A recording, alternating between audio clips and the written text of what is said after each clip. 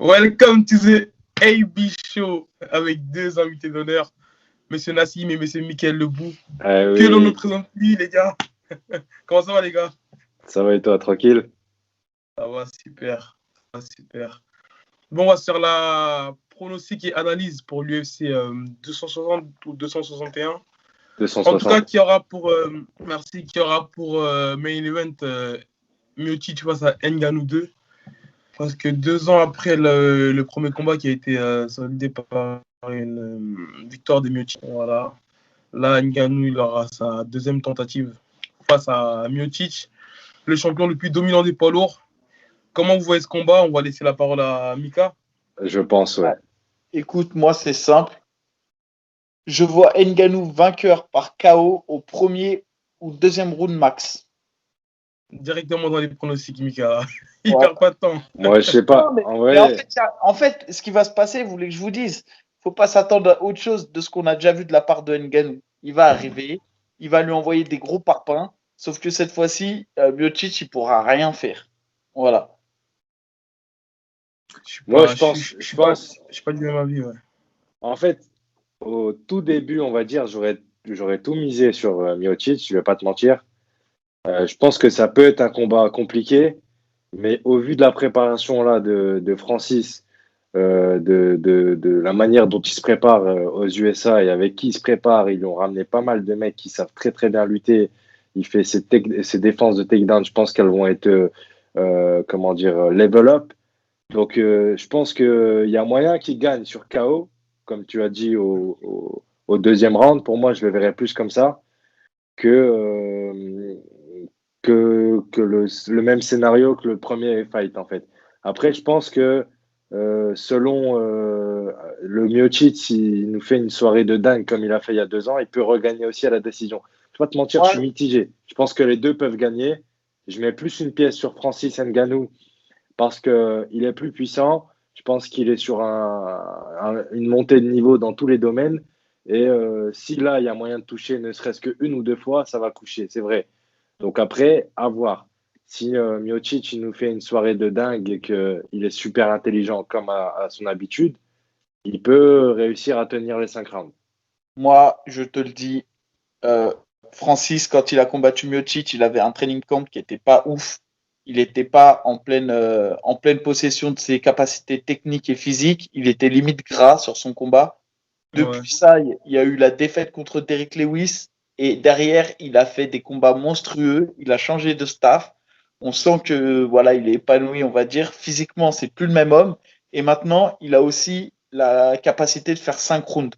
Ce que les gens oublient, c'est qu'il a tenu 5 rounds face à Miocic en mode survie, avec une Mm. condition physique qui était moins forte que maintenant. Et en plus Bah, de ça, du côté de Miocic, maintenant, il s'est passé 2 ans, mais 2 ans dans lesquels il a fait une trilogie avec Cormier, dans lequel il a laissé des plumes. Et moi, je te dis qu'il revient et Miocic, il est clairement sur la fin de sa carrière. Et Ngannou, il a la dalle comme jamais. Donc, franchement, je vois même pas comment on peut. Enfin, et même moi, de manière de règle générale, quand tu regardes les paris sportifs, la cote de Ngannou, elle est beaucoup plus faible que celle de Miocic. Après, ce qu'il faut se dire, c'est que la cote de Ngannou, elle est plus faible que celle de Miocic parce que tout le monde voit Miocic bientôt retraité. Déjà, c'était pas sûr qu'il recombatte. Donc, de base, ça arrangerait tout le monde que Ngannou prenne la ceinture parce que si Miocic prend la ceinture et derrière il se casse, c'est pas arrangeant, on va dire, pour le business et pour l'UFC. Je sais pas ce que tu en penses, toi, Ibi. bah moi, je vais rebondir sur ce que Michael a dit quand il dit que Ngannou, il est capable de faire synchrone. Mais en fait, les synchrones, il les a subis. Tu vois, et les synchrones, il les a fait parce qu'il n'a pas réussi à terminer le combat. Tu vois. Donc, c'est pas comme s'il venait, que c'était lui le champion et qui gérait les synchrones. Tu vois. Les synchrones, il les a subis. On a vu une masterclass de la part de Miocic. Après, pour revenir à ce que toi, tu as dit, Nassim, en gros, sur le changement de. Sur son apprentissage entre temps, on n'a pas vu grand-chose, tu vois, on n'a pas vu grand-chose. Ce qu'il a fait après le combat de Miocic, c'est-à-dire avec contre Ken Velasquez, contre Junior Dos Santos, c'est ce qu'il a fait en fait avant le combat de Miocic. Honnêtement, on a vu, certes, il a changé de staff. Là, il a l'air en gros dans un truc, on va dire, dans un plus gros truc. Je crois qu'il est avec l'extrême couture ou à l'UFC Ouais, Performance la City. couture, Ok. hein. Mais très honnêtement, on l'a vu envoyer des kicks sur ses training camps, on l'a vu faire voilà, des tas de choses, mais Mais il n'y il a a eu besoin. aucune. En fait, il n'a pas besoin de ça en combat. Pourquoi tu veux qu'il le fasse? On dirait que tu lui reproches que les combats ils soient trop courts. Non, c'est pas ça. Mais c'est pas ça, en fait, qu'il veut dire, je pense. C'est En que fait, le bail, c'est que ce qui lui a porté défaut au premier fight, on ne sait pas s'il aura la clé Mais, mais pour détourner ce qui lui a porté défaut au premier fight. C'est-à-dire l'aspect technique sur exactement. la lutte, voilà, sur la c'est l'aspect boxe. technique sur la lutte. Mais sur la boxe, il ne faut pas croire qu'il reviendra avec une boxe totalement comme vous l'avez Non, dit. moi, Non, bien on n'a sûr, pas moi, je besoin de m'attends ça tant qu'il pas a à une un boxe renouveau, hein. efficace, en fait. Lui, Je Voilà, quand m'attends il pas à un touche, il renouveau couche. de sa Il a une part. boxe. moi, je pense qu'il va faire exactement le même combat qu'il a fait la première fois, sauf que cette fois-ci, il sera mieux armé en défense de lutte et avec une meilleure gestion du cardio et surtout, avec une confiance dans son staff. Je pense, Ouais, moi, peut-être. Ouais. personnellement, je suis récalcitrant parce que j'ai vraiment, même si on va dire Miocic, il n'a pas fait d'énormes. En gros, il n'y a pas eu beaucoup de changements parce que ces derniers temps, il y a eu la trilogie avec Cormier, mais franchement, la manière dont Miocic il a su se réajuster, là, il a fait un travail de footwork sur la trilogie, sur le troisième combat avec Cormier. Tu vois complètement, tu vois un nouveau Miocic, tu vois bien affûté même physiquement. Au niveau de l'anglais, tu vois une grosse progression. Et là, personnellement, là, pour moi, c'est un Miocic 2.0. Le seul aspect qui me fait peur, c'est que en fait, je ne sais pas si Miocic il sera en fait il sera en fait capable de refaire une autre guerre face à Francis. Ngannou, parce que comme tu l'as dit, Ouais. Mika, la trilogie, elle lui a laissé des plumes. Tu vois, moi, c'est ce seul aspect-là qui me fait peur pour Miocic. Et, Je et ne sais pas même, s'il a encore la volonté de combattre, parce que voilà, on a et, bien vu que là, il était à un combat par an. et moi, je trouve que l'erreur d'appréciation, c'est de parler du jeu de jambes de Miocic. En fait, c'est en boxe, il va pas surclasser Ngannou, les gars. Non, En non, boxe, il va. en fait, sa Il a, seule solution, c'est de C'est revenir d'aller casser la lutter. distance et d'aller scotcher. Donc, en fait, toute sa perte de poids, son affûtage et son jeu de jambes, entre guillemets, ne va lui Ça ne va servir pas servir. à rien, hein. Soyons clairs. En fait, moi, ce que je dis, c'est que Ngannou, malheureusement, s'il n'y a pas une lutte de fils de pute en face, il n'y a personne qui peut le battre. Je pense bah, aussi. En bah, fait, je vais te dire un truc. Moi, ce que je pense aussi, c'est que sur les combats qu'on a vus, sur le combat contre Cormier, où justement il perd contre Cormier, il a aussi prouvé autre chose, c'est que s'il se fait bien toucher, il tombe. Ça veut dire qu'en vrai, je ne vais pas vous mentir, je pense que Francis, il va lui falloir un ou deux shots, touchés, placés, précis, il peut finir le combat. Après, derrière, ce qu'il faut se dire, c'est est-ce que Miocic, il a la capacité. En vrai, c'est même pas est-ce que Francis, il a la capacité de défendre la lutte de Miocic, c'est est-ce que Miocic aura la capacité de lutter 5 rounds, Francis? Exactement. Avec son nouveau physique. Franchement. Bah, pour moi, je pense qu'il a la capacité. oui, mais quand tu re-regardes le premier round qui est hyper approximatif de Francis, le tout premier round face à Miocic, Ouais. mais Miocic, c'est la frayeur pour lui. Franchement, il n'est pas passé loin de la Ouais, balle. il est en mode survie, mais on sait. En fait, Euh, tu sais, ok, Ngannou, il a une puissance de frappe, personne ne peut le nier. Mais sa puissance de frappe, Ngannou, elle est dans les premières minutes du premier round. Tu vois, de dépasser ça, on sait que si ça va au troisième, quatrième, cinquième round, il y aura beaucoup moins de risques qui finalisent le combat je sais que pas. Ngannou. Et Je pour sais moi, pas. honnêtement, Je s'il l'a pense su que faire une même première si fois, ça, le titre, ouais. je pense que même si sa capacité de frappe, elle diminue, tu te prends une golden au quatrième par Francis, tu peux tomber. Ouais, moi aussi, je pense, hein, franchement. Je pense, tu vois, Ouais, je crois même qu'on se rend pas compte que c'est le plus gros puncher de l'UFC. mais de l'histoire du MMA. Je connais personne qui a fait ce que Francis n'a fait dans le monde du MMA. Même en Je suis boxe anglaise, ça n'existe pas. Même, tu vois. je suis d'accord là-dessus, Mika. Mais comme on l'a vu dans le premier combat, Oui, mais voilà, en fait, il arrive avec un bon game plan, Miocic. On a beau dire ce qu'on veut. Et en fait, Tu penses, à la différence, c'est que Miocic, il n'avait pas peur de boxer. Tu sais, quand tu regardes le combat avec Derrick Lewis ou avec Jairzinho, tu vois, les deux, ils étaient hésitants. Tu vois, c'était vraiment. Tu vois, ils appréhendaient l'anglaise de Ngannou. Miocic, non, Miocic, ok, il était en mode, faut pas que je me mange les premières golden. Mais une fois la tempête passée, voilà, il a fait face, il a boxé, tu vois, pour moi, il a surclassé en anglaise, tu vois. Et là, personnellement, je vois pas en fait comment, mis à part le mettre KO dans les premières minutes, mais je vois pas comment Ngannou il pourra battre Miocic parce que comme je vous ai dit, là, il a fait au moins 5 combats derrière, il les a terminés tous de la même manière. Il n'y a eu aucune progression. Je sais pas si vous voyez Si vous Mais vous rappelez si, la manière dont. mais ça, c'est pas vrai quand tu dis qu'il n'y a aucune progression. C'est juste qu'il nous a montré aucune chose nouvelle. Mais tu peux pas dire qu'il n'a pas progressé. C'est juste que ce qu'il faisait déjà suffisait pour gagner. Voilà. Mais ça veut pas dire que derrière, il n'a pas progressé. C'est juste qu'il n'a pas eu besoin de le mettre en place pour gagner. Mais comment on peut savoir qu'il a progressé, Mika? C'est en combat Bah, qu'il bah, doit montrer ses moi, skills. moi, Ouais, on peut. dans les entraînements, je le vois physiquement, tu le vois athlétiquement. Si tu regardes l'évolution tactique, elle est ouf. Et comme il dit ensuite Nassim, il y a autre chose. Le training camp qu'il est en train de faire et les personnes qui s'occupent de lui autour, ce sont pas les mêmes personnes, les mêmes sparring, les mêmes choses qui étaient autour de lui lors du premier Miocic et Ngannou. Franchement, je pense que moi, il prépare cette revanche depuis 2 ans. Tu vois ce que je veux Ouais. dire? Ouais, Je c'est Ouais. pense un que moment ces qu'il a combats, préparé. c'était juste des exercices, tu vois. En fait, Bah, ces combats, c'était juste des faire valoir pour pouvoir avoir un title shot. Mais Mais clairement, comment dire? Le truc qu'il y a à dire, c'est que franchement, hein, sur les dernières semaines, j'ai vu les mecs avec qui il s'entraînait Randy Couture. Gros, il a des pointures avec lui dans tous les domaines. Je veux pas faire le mec, genre ici à Paris, il s'est mal préparé ou quoi. Il s'est préparé, il a eu une bonne prépa, tout ça. Mais là, en fait, tu as une mais il y avait des prépa. problèmes. Déjà, tu le vois qu'il y avait des problèmes. C'est pas, et ça s'est vu après la défaite. Tu vois ce que je veux dire? Il y a eu des problèmes. On n'est Ouais, pas au courant de tout, on sait pas tout, mais c'est sûr et certain que comment dire, c'était pas une harmonie de ouf. ouais.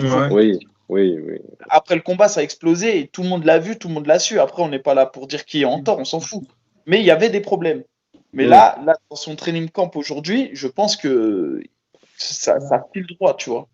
Tu le En vois, fait, il a le sourire à chaque interview, il est content. Euh, tu vois ses posts, il est toujours avec les enfants de ses managers, de ses trucs, de ses entraîneurs. Non, franchement, bah, peut-être que je vais être un petit peu dur, mais moi, en fait, personnellement, la manière dont il a battu Jairzinho, en fait, ça m'a laissé sur ma faim.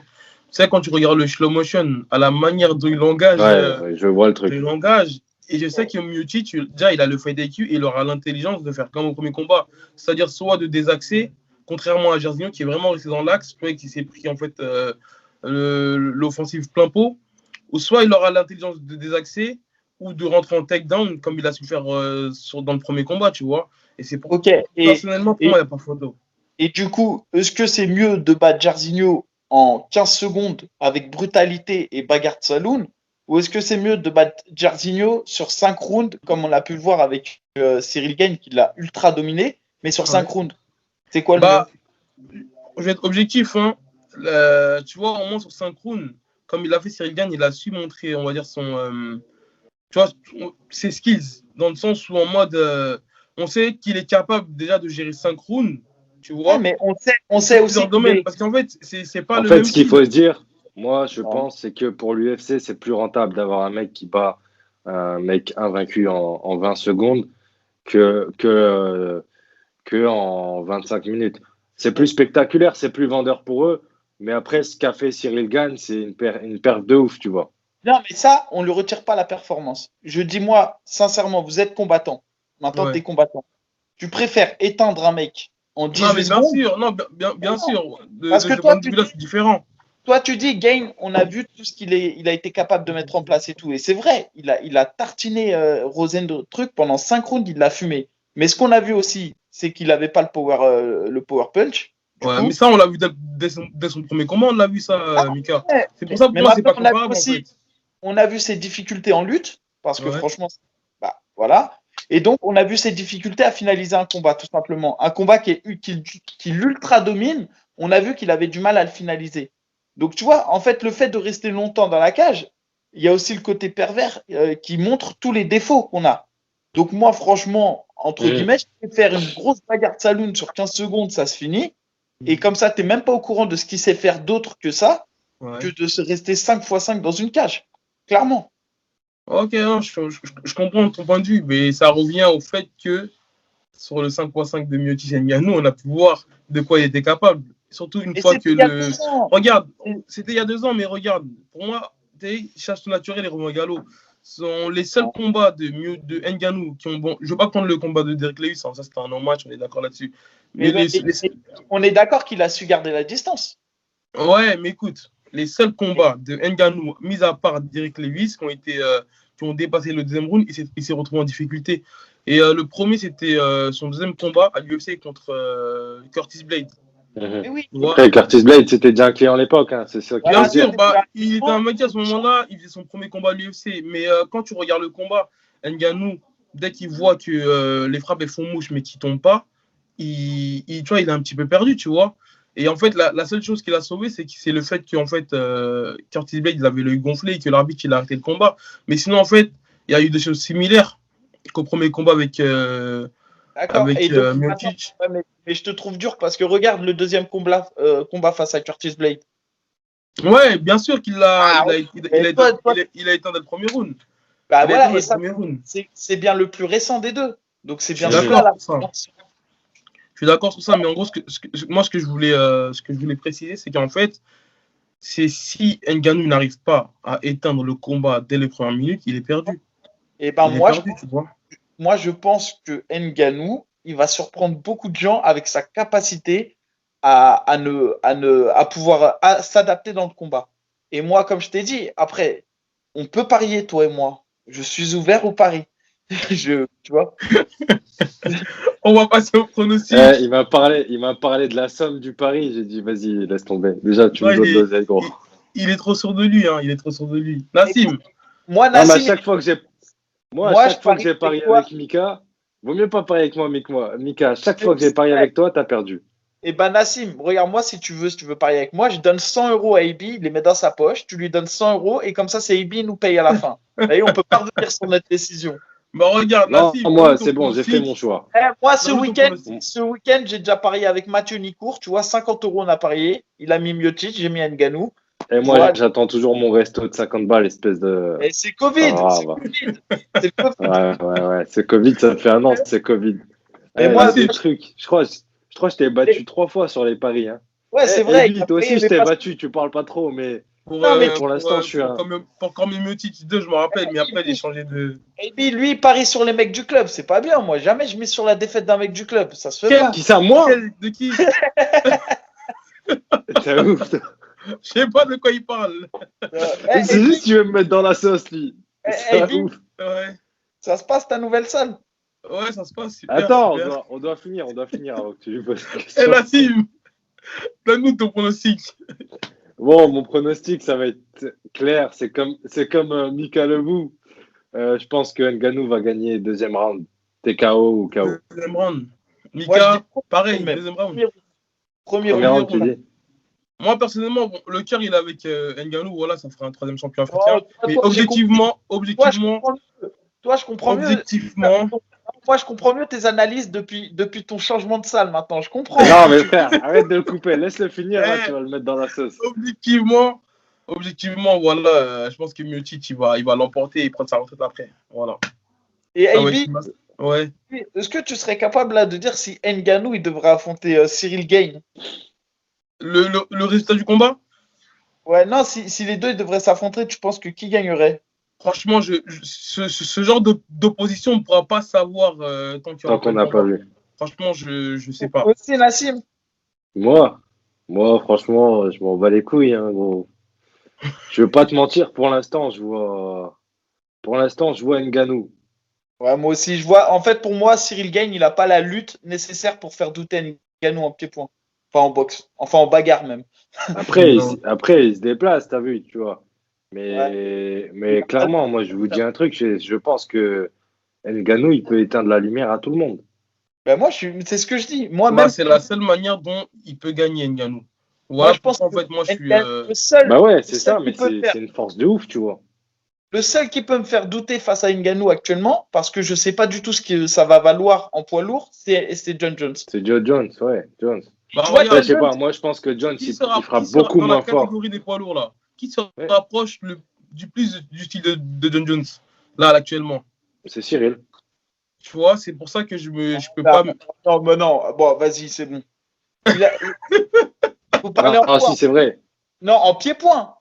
En pied-point, dans la manière de. Stylistiquement parlant. Dans le fait IQ aussi. Non, il n'y a pas la même lutte. C'est vrai que John Jones.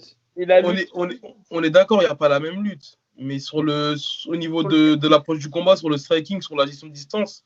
Voilà, sur le déplacement, il n'y a pas de souci. Mais imagine maintenant que, regarde, la grosse différence entre les deux, c'est qu'il y en a un, tu peux pas le boxer de la même manière parce que tu as peur de sa lutte. Et il y en a un autre, tu n'as pas peur de sa lutte.